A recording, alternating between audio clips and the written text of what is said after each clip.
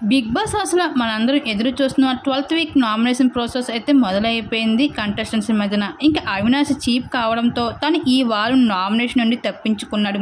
ఇంకా మిగతా హౌస్మేట్స్ కూడా ఒకరు డస్ట్బిన్స్ వేసి అయితే నామినేట్ చేయాల్సి ఉంటుంది. అయితే ఇక్కడ కొన్ని డస్ట్బిన్లు అయితే ఎదురుగా పెట్టేసి మీకు నచ్చని కంటెస్టెంట్స్ని తగిన రీజన్స్ని చెప్పి నామినేట్ చేయాల్సి ఉంటుంది. అయితే ఇక్కడ బిగ్ బాస్ మరో బిగ్ ట్విస్ట్ కూడా పెట్టడం జరిగింది. హౌస్ లోపల ఉన్న కంటెస్టెంట్స్ మాత్రమే కాదు, హౌస్ నుండి ఎలిమినేట్ అయిన కంటెస్టెంట్స్ కూడా హౌస్ లోపలికి రీఎంట్రీ ఇస్తున్నారు. అది కూడా ఓన్లీ నామినేషన్ కోసం మాత్రమే.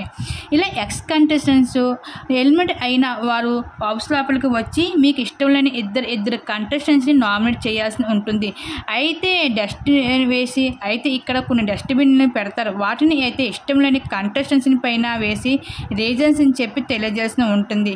అయితే ఇక్కడ విష్ణుప్రియ, నువ్వు నీ ఆట సరిగా ఆడడం లేదు, ఓన్లీ నీ ఆట ఒక వ్యక్తి పైన మాత్రమే పెడుతున్నావు, అది అందరి మధ్యన కలిగి ఉన్నది అనే విషయం నువ్వు మర్చిపోతున్నావు అంటూ విష్ణుప్రియని నామినేట్ చేసుకుంటూ రావడం జరిగింది హౌస్ లోపలికి వచ్చిన ఎక్స్ కంటెస్టెంట్స్. అయితే ఈ విధంగా అయితే నిఖిల్ని కూడా నామినేట్ చేసుకుంటూ రావడం జరిగింది.